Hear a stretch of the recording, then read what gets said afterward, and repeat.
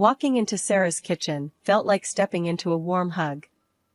The smell of roasted chicken mingled with laughter and chatter, creating a cozy atmosphere that immediately put me at ease. I was a bit of a hermit, preferring my books and lesson plans over social gatherings, but Sarah had a way of drawing me out of my shell. "Emily, you made it!" Sarah exclaimed, her voice a beacon in the bustling room. She dashed over, enveloping me in a tight hug that squeezed the breath out of me for a second. "Thought you'd bail last minute." I laughed, shaking my head. "And miss your cooking?" "Never." Sarah was the kind of friend everyone needed. Straightforward, with a no-nonsense attitude that was as refreshing as it was intimidating at times. Her husband, Mark, was the quieter counterpart, a gentle giant with a knack for listening that balanced Sarah's fiery spirit perfectly. As guests mingled, sipping on wine and nibbling on appetizers, I noticed a man I hadn't seen before. He stood out, not just because of his sharp suit that screamed "I mean business," but there was an air about him that caught my attention. He was chatting with Mark, but his gaze wandered, eventually locking with mine. "That's Michael," Sarah whispered, sidling up to me. "Quite the catch, huh?" I raised an eyebrow. "And he's here because?"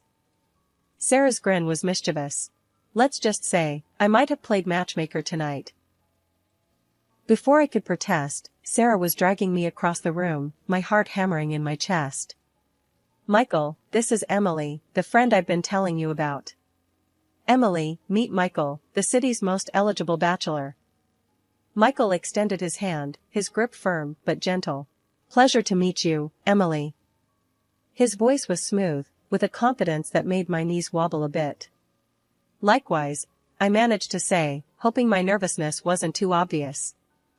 Dinner was served, and conversations flowed as freely as the wine. Michael was easy to talk to, sharing stories of his travels and business ventures that sounded like they were from another world compared to my quiet life as a teacher. "So, Emily, Sarah tells me you're shaping young minds." "That must be rewarding," Michael said, his eyes twinkling with genuine interest. I shrugged, feeling a blush creep up my cheeks. "It's more like herding cats, but yeah, it has its moments." Michael laughed, a sound that made my heart flutter. "I can only imagine. It takes a special kind of person to do what you do." The evening flew by in a blur of laughter and shared stories. As the night wound down, Michael offered to walk me to my car, a gesture I found charmingly old-fashioned. Standing beside my car, the cool night air felt electric between us. "I had a great time tonight, Emily. I was wondering if you'd like to go out sometime, just the two of us?" I hesitated, not used to this kind of attention. That sounds nice, Michael." "Great. I'll call you," he said, his smile sending a wave of warmth through me. "Yeah, I'd like that," I replied, the smile on my face feeling permanent. Driving home, I couldn't shake the feeling that tonight was the start of something new. Little did I know, that dinner at Sarah's wasn't just a simple gathering. Waking up to the chirping birds outside our bedroom window, I stretched, still marveling at the reality of my new life. Married to Michael, living in a house that seemed straight out of a magazine, it was a far cry from my cozy, somewhat cluttered apartment back in the city. The smell of coffee wafted up, pulling me out of bed and downstairs, where Michael was already up, looking every bit the successful businessman, even in his casual morning attire. "Morning, beautiful," he greeted, his smile bright. "Coffee?" "Yeah, thanks," I mumbled, still rubbing the sleep from my eyes. Taking the mug, I sipped the strong brew, letting it chase away the remnants of sleep. "So, what's on the agenda today?" Michael asked, his tone casual as he glanced over his phone. I shrugged. Thought I'd unpack some more boxes, maybe explore the neighborhood a bit. Michael nodded, his attention half on me, half on the emails he was scrolling through. "Sounds good. I've got meetings back to back today, won't be home till late." This had become the norm since we moved in. His presence, once constant and comforting during our courtship, had become more like a guest appearance in our home. I brushed off the nagging feeling of loneliness, chalking it up to the adjustment period of marriage. That evening, when Michael finally came home, I decided to broach the subject. "Hey, can we talk?" I asked as he loosened his tie, looking exhausted. He raised an eyebrow, sitting down on the sofa. "Sure, what's up?" "It's just, I feel like we're ships passing in the night lately. I miss us," I admitted, feeling a lump in my throat. Michael sighed, running a hand through his hair. You know how it is. The business, it's demanding. I'm doing this for us." "I know, I do. But maybe we could set aside some time, just for us? A date night or something?" I suggested, hopeful. He looked at me for a long moment before nodding. "You're right. I'm sorry, Em. Let's do that. How about Friday night? Dinner at that Italian place you love?" A smile broke through my worries. "I'd like that." As we settled into a comfortable silence, me curled up with a book and Michael with his laptop, I couldn't help but feel that this was just a hurdle we'd overcome together. After our quiet moment of reconciliation, the days started to blend into one another. Michael tried to make time for us, scheduling those promised date nights, but his phone was always buzzing, pulling him back into the world of work. I found solace in setting up our home, making it ours, filling it with warmth and love, hoping it would bridge the gap that his absence created. One evening, as we sat on the back porch watching the sunset, a rare moment when his phone was silent, I decided it was the right time to bring up the topic that had been weighing on my heart. "Michael, have you thought about us having kids?" I ventured, my voice shaky with nerves. He looked at me, surprise flickering across his face, before it settled into a contemplative frown. "Kids? You know how chaotic things are right now. I barely see you as it is. Bringing a kid into this, we're just not ready." I felt a sting at his words, a mix of disappointment and frustration. "But we won't ever be ready. There's never a perfect time." I thought. We talked about this before. Michael let out a heavy sigh, running his hands through his hair. I know we did. But things are different now. The business is at a critical point, and we're just not in the right place for this, His words felt like a punch to the gut, leaving me winded. It wasn't the response I hoped for, and it hurt more than I expected. "So, what? We just keep waiting? Until when? Until it's too late?" Come on, don't be like that. It's not about putting it off indefinitely. Just, not right now, okay? Let's get through this patch, and we'll revisit. "I promise," he said, his tone gentle, but firm. I nodded, not trusting my voice. The conversation had not gone as I hoped, leaving a heavy silence between us. As the night drew in, the gap between us felt wider than ever. 2 years flew by, and the change in Michael was like night turning into day, only in reverse. He was always at the office, buried in work, leaving me alone in our big, silent house. I found myself diving into my teaching, taking on extra classes, even snagged a part-time job to fill the echoing quiet of my days and nights. Michael? When he did show up, it was like living with a storm cloud. Parked in front of the TV, a beer in hand, he'd throw out comments about how I looked, how the dinner tasted like cardboard, or how the house wasn't up to his standards. It was nonsense, all of it. I kept our home spotless, cooked meals that would make a chef nod in approval, and as for my looks, I hadn't let myself go. But the way Michael went on, you'd think I'd given up on everything. Deep down, I knew this wasn't about me or how clean the house was. My gut told me there was someone else, that his late nights were more about who he was with than what he was doing. I've seen enough shifty glances in my time, taught enough kids to know when someone's hiding something. One evening, I couldn't take the charade any longer. Michael staggered in late, more booze on his breath than words in his hello. I was waiting for him, my mind made up. "We need to talk," I said, cutting right to the chase as he flopped down on the couch. "About?" He didn't even look up, just flicked through the channels on the TV. "Us. This," I gestured between us, the vast distance, despite the few feet. I can't do this anymore, Michael. I'm thinking, we should get a divorce. Finally, he looked at me, his eyes narrowing. Divorce? Are you out of your mind? Do you know what that would do to my reputation? Your reputation? I couldn't believe my ears. Is that all you care about? What about us? What about how unhappy I am? Michael scoffed, taking a swig from the bottle he'd brought in with him. You're being dramatic. It's not that bad. Not that bad? I was fuming now. Michael, you're never here. And when you are, all you do is complain and drink. That's not a marriage. I don't even know what that is. He stood up then, his expression hardening. We're not getting a divorce. End of discussion. I won't have people talking, saying I couldn't keep my wife happy. I stared at him, disbelief and anger swirling in my chest. So, you're happy to live a lie? For appearances? That's enough, Emily. I'm going to bed. We're not talking about this anymore. With that, he turned and left the room, leaving me standing there, my heart breaking in silence. The last couple of months had been rough. I felt like a shadow of myself, dragging through each day with a heaviness that sunk deeper than just fatigue. Food lost its taste, and my clothes hung loose on my frame. Teaching, something I'd always loved, became a chore I barely got through.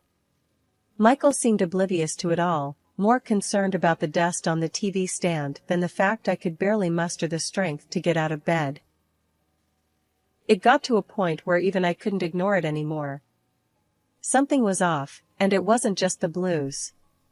Dragging myself to the doctor's office felt like climbing a mountain, but I needed answers.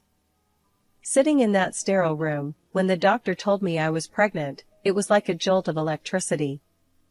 Happiness, fear, confusion, it all hit me at once. But through that storm of emotions, one thing stood clear: I wanted this baby, even if it meant going it alone. Telling Michael should have been a moment we shared, but given the state of things, I was dreading his reaction. My fears weren't unfounded. When I finally mustered the courage to tell him, his reaction was like a slap in the face. Pregnant? His voice was a mix of disbelief and anger. You want to bring a kid into this mess? I stood my ground, holding on to the newfound resolve that came with the thought of being a mother. Yes, I do. And I'll raise this child with or without you. Michael laughed, a harsh sound that echoed off the walls. Without me? You think you can handle this on your own? You're not exactly young, Emily. His words stung, but I was beyond caring about his opinions. I am fully capable of raising this child. It's clear you don't want any part in this, so maybe it's best if you leave. That set him off. Michael was furious, his words a venomous stream I refused to absorb. He stormed out, and the silence he left behind was a relief compared to his presence. 3 days passed without a word from him. I was alone, truly alone, with a life growing inside me and a marriage crumbling around me. I couldn't understand how we got here, how the man I married became a stranger, how our plans for a family turned into a battleground. My mind was a jumble of thoughts, worries about the future pressing down on me. That's when I stumbled upon something that turned my already upside-down world completely inside out. Late one evening, while scrolling through my phone, trying to distract myself from the loneliness, I noticed a message request on Facebook. It was from someone I didn't know, a woman. Curiosity got the better of me, and I opened it, my heart sinking as I read her words.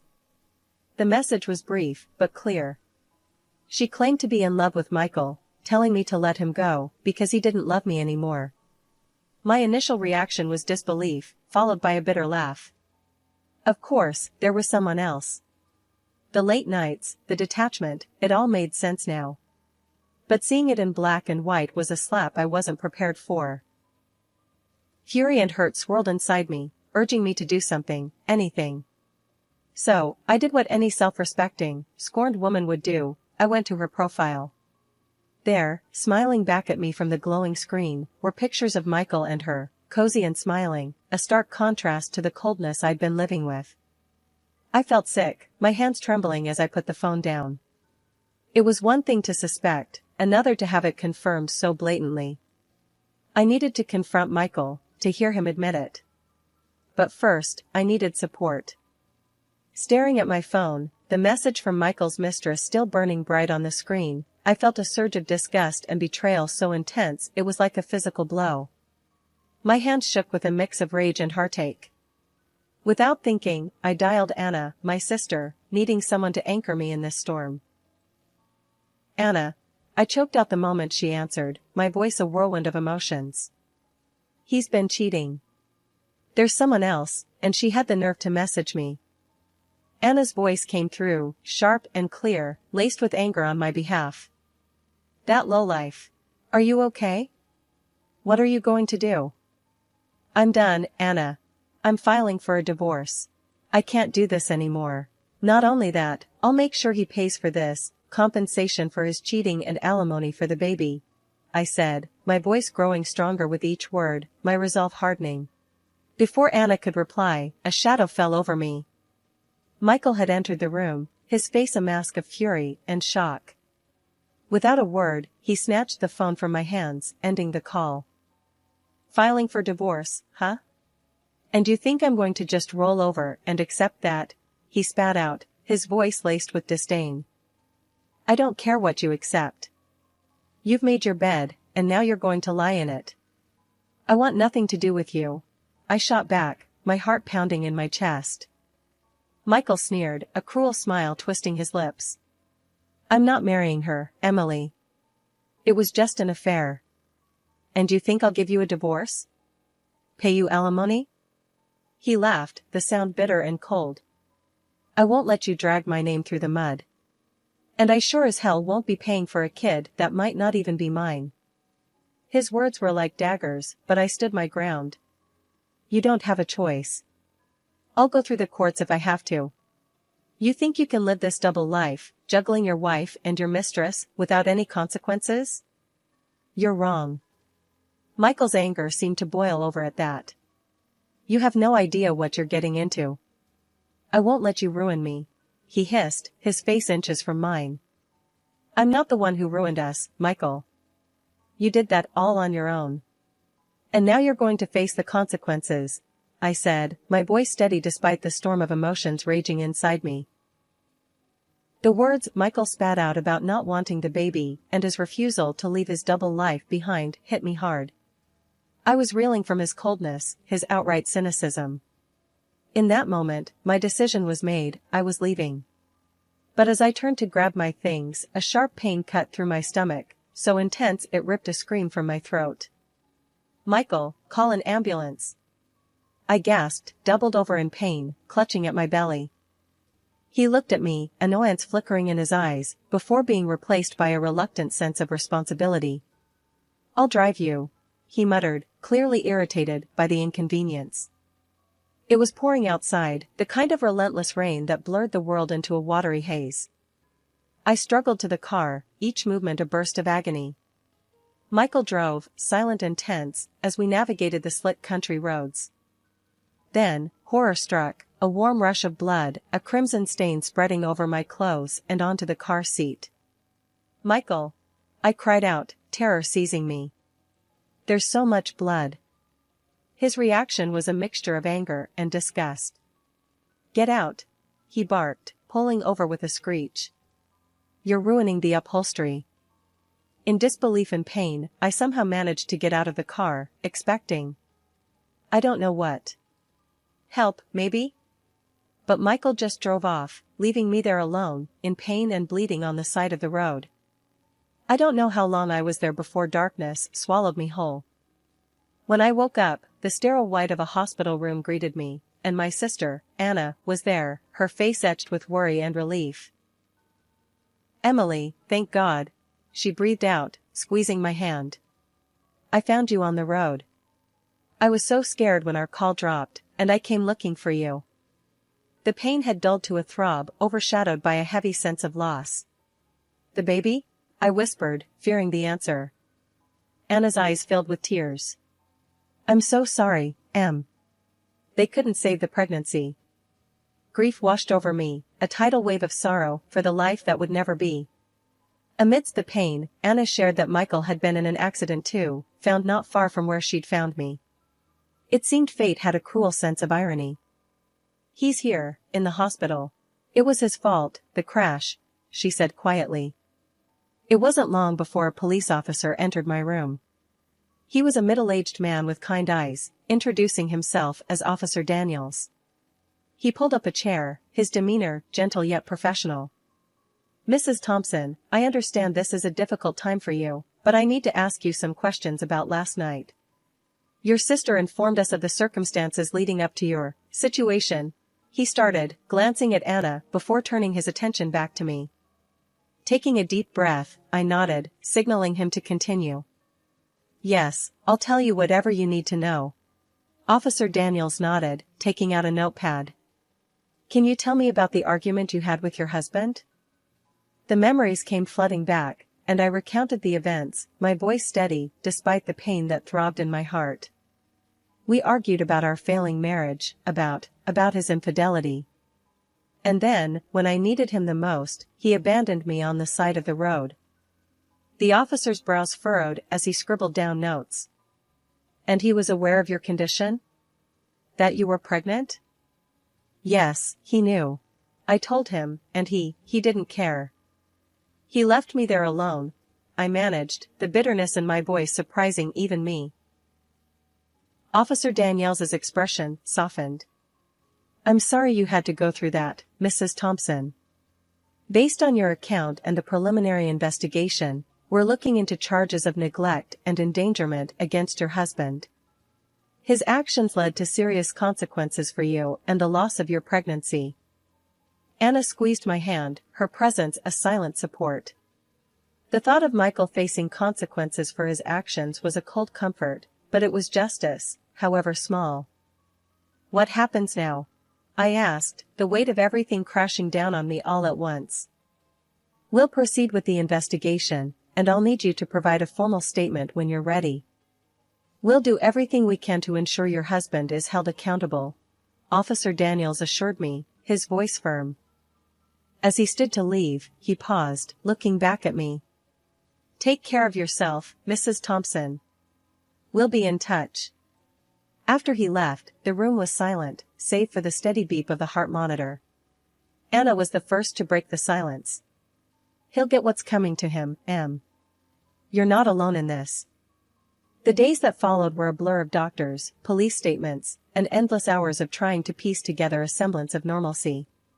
Michael had been charged, and the news of his actions and subsequent arrest made headlines, tarnishing the reputation he valued above all else. After everything settled, the divorce, the court cases, and Michael's downfall, I started to rebuild my life, brick by brick. The compensation and the justice served felt like a cold comfort, but it was closure. The press had a field day with Michael's story, his reputation tarnished beyond repair. He lost his job, his status, and his ability to charm his way through life. As for me, I took it as a sign to start fresh. I found a quaint apartment not too far from the school, a place filled with light and hope, a stark contrast to the shadows of my past. Returning to teaching felt like coming home, the smiles and laughter of my students a balm to my soul. One afternoon, as I was tidying up my classroom, Marie, a fellow teacher and friend, popped her head in. Hey, Emily, you heading out soon? Yeah, just finishing up here, I replied, stacking some papers. She leaned against the doorframe, her expression serious. You know, we're all really glad you're back. The kids missed you. Hell, we all did.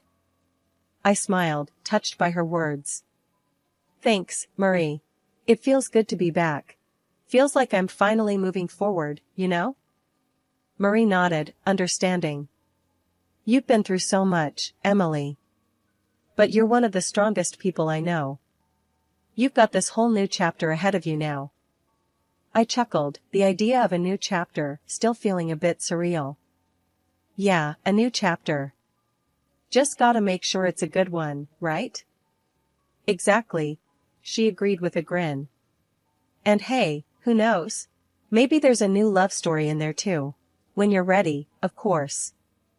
The thought had crossed my mind, the possibility of opening my heart again. But I knew if that chapter were ever to be written, I'd approach it with more caution, more wisdom. I'll take my time with that one, I said, my voice steady. But for now, my heart's full enough with these kids and getting my life back on track. Marie nodded, pushing off from the doorframe. Well, just know we've got your back, Emily. Through thick and thin.